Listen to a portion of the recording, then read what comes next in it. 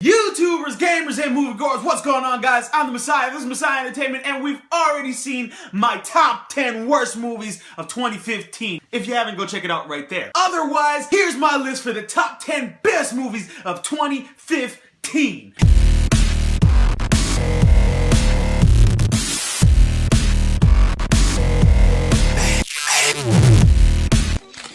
Number 10. Ant-Man, Marvel does it again. I mean, despite the fact that this was Marvel, you gotta say, Ant-Man, a guy who shrinks to the size of an ant and then controls them and rides one.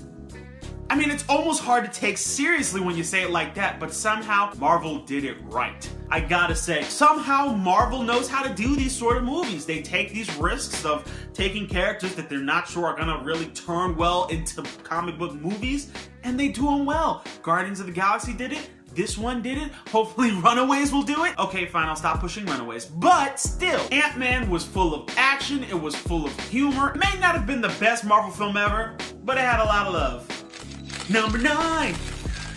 The Martian. I gotta say, everything in this movie was really freaking awesome. From the performances, the cinematography, I mean, everything in this movie looked like they actually went out somewhere and filmed it so that it looked like Mars. Didn't look like they used any green screen at all. Maybe for those later sections in space, but for the most part, everything on the planet looks like it happens on the planet. And then the storyline of this guy being trapped on freaking Mars, not some deserted island. This is Mars. There is literally no one else there. So to watch him have to survive while also watching NASA having to send a spaceship and then working out all the issues and trying to get through the politics of it all, it really is freaking interesting. And sometimes you're at the edge of your seat just hoping that he makes it out alive.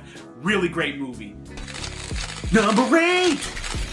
Jurassic World! I did not expect this movie to be as successful as it was. I mean, $1 billion? There was a point in the year where this movie was literally the highest grossing movie. I mean, I did not expect that. I expected this to be somewhat very well received because, you know, it's an old franchise coming back, and Chris Pratt's a really cool actor after Guardians of the Galaxy, and, you know, everybody would be coming back from nostalgia, and this has been a while since we've seen the franchise come back.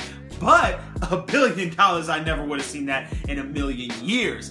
Back to Jurassic times. But I gotta say, the movie was really cool. To see the dinosaurs back in action, even better than ever. And honestly, we have literally the best thing since the original Jurassic Park movie. I see a lot of Jurassic World in our future. I don't know how, because I'm pretty sure that park would have been closed, but I'm sure they're working up something in the sequel. Something that makes $1 billion and is already part of a franchise doesn't just get one installment. You can bet they're gonna be pumping these out. But because they did it so well this time, I can't wait to see what's next. Number 7.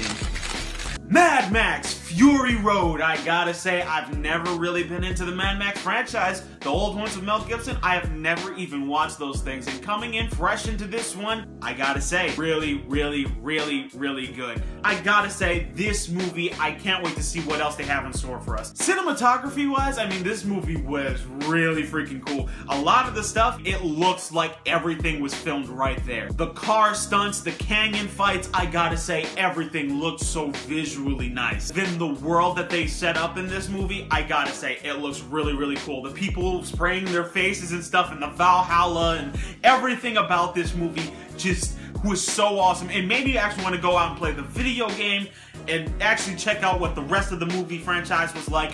I can't wait to see what else Mad Max Fury Road has in store for us, and it did a very great job this year. Number 6. Mission Impossible Rogue Nation. I gotta say, I wasn't sure if Tom Cruise could do this much longer, but he keeps on proving me wrong. I mean, I thought the guy was getting old, but he's still flying on the edges of planes, riding motorcycles like he always does, kicking a lot of butt. I mean, I see a lot of Mission Impossible in the future. It's like they somehow found a way to make it even better than the last movie. They keep on finding ways to do that, and each time it just gets better and better and better. I can't wait to see what the Mission Impossible franchise has for us next. Number 5. Furious 7. One shot, everything rides on tonight. Listen guys, Furious 7 was absolutely absolutely awesome epicness. At very first trailer where we saw the bus flip, I gotta say, I was expecting nothing but greatness. Especially for a movie that was thrown into limbo after the whole Paul Walker thing happened. Everybody was really anticipating how they were gonna handle that, how they were gonna handle his character, how were they gonna handle the scenes where he wasn't in it. And at certain points in the movie, you see, alright, he's not on screen there, his face isn't really pointing towards the camera here, and you know, you were trying to nitpick and see where they could have used the CGI and the body doubles to really make that effect work. I gotta say, James Wan handled it very excellently, from everything with the action scenes to the stuff that they hadn't filmed with him yet, and then just as a standalone film without worrying about the Paul Walker situation, it was freaking epic. Having Jason Statham going up against the crew, Jason Statham and Vin Diesel going up toe-to-toe, awesome. It was a really good action flick. Craziest stunts I think I've seen in the franchise thus far. I mean, flying out of an airplane, jumping from building to building, they really upped the ante. Not to mention, Paul Walker gets a wonderful tribute at the end of the movie, had everybody in the theater tearing up, so definitely one of the best movies of the year by far. Not to mention, it absolutely killed at the box office. Another one that made $1 billion. Gotta say, great job, Fast and Furious, and I can't wait to see what you're gonna do next. Number 4. Creed! I absolutely did not expect this to be on the best list. I mean, I've only watched the first Rocky movie. I didn't watch 2, didn't watch 3, didn't watch Rocky Balboa, didn't watch 4. I don't know why I said that out of order, but I gotta say, I absolutely love this movie. Michael B. Jordan is a great actor. He's definitely wiped the slate clean in Fantastic Four after this one. I've gotta say, everything in this movie was on point, from the cinematography to the story. I mean, that one scene where he's running down the street and coming down and the motorcycles are behind him and he's just awesome upon awesome upon awesome. The shots where he's coming into the ring and the Tupac music's playing in the background, awesome upon awesome. Great job, movie. I can't wait to see more from this franchise, and it actually makes me sort of want to go back and see what Apollo Creed's history was with Rocky Balboa and the other films. Another great thing about this movie is that it gets younger audiences established to an older franchise, and that's a really great thing to do. So, definitely great job, movie. It kept enough of the old movie while bringing enough new that you could feel the roots of the Rocky movie, but also feel like this is a unique movie on its own, and I definitely like that. Number 3, straight out of Compton. I gotta say, I've loved N.W.A.'s music. I love Ice Cube, Dr. Dre, Eazy-E's music for a while before this movie came out, and to see the stories behind them was so awesome. You've heard about the beefs, you heard about the conflicts, you heard about this, that, and the other thing. To see it actually put on screen, especially with such great performances. I mean, Ice Cube's son playing him in the movie was a great option. Eazy-E, Dr. Dre being unknowns absolutely killed it. I know the guy who played Dr. Dre's career is taking off. I mean, he's already in The Walking Dead, so definitely great job for these guys. As to whether or not everything in the movie is 100% factual or somewhat biased, and that's another issue. Of course, people who are involved in this movie are also the ones that the movie's about, so there may be some biases and whatnot here and there, but as far as entertainment value goes, this movie absolutely brought it, and it is my number 3rd best movie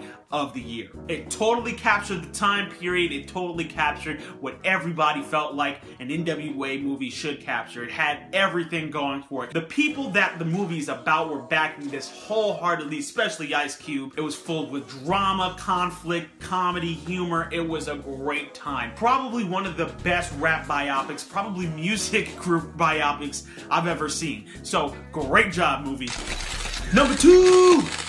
Avengers Age of Ultron. You knew this had to be on the list. Avengers Age of Ultron, despite what people are saying about the hype absolutely killing this movie, I still gotta say this movie was absolutely amazing. Joss Whedon put a lot into this movie, and it shows. The action of this movie was on point, as always with Marvel. The villain was absolutely amazing with... Now, one of the biggest critiques of this movie was that it was more so just a stepping stone to the next phase of Marvel, and I guess that's sort of true in a way. There's a lot of build-up for Ragnarok and a lot of build-up for Infinity War with the Infinity Gauntlet and whatnot, and Vision being created with the Infinity Stone. So, I mean, in that respect, maybe it could have been better, but I still gotta say this movie was absolutely amazing and is my number 2 for best movie of the year. I cannot wait for for absolutely anything Marvel, from Doctor Strange to Spider-Man, Civil War to Infinity Wars 1 and 2, Black Panther. Oh my god, there is so much Marvel. Captain Marvel, such an overload. I cannot wait to see it. I was watching it the other day and it got me back on hype mode.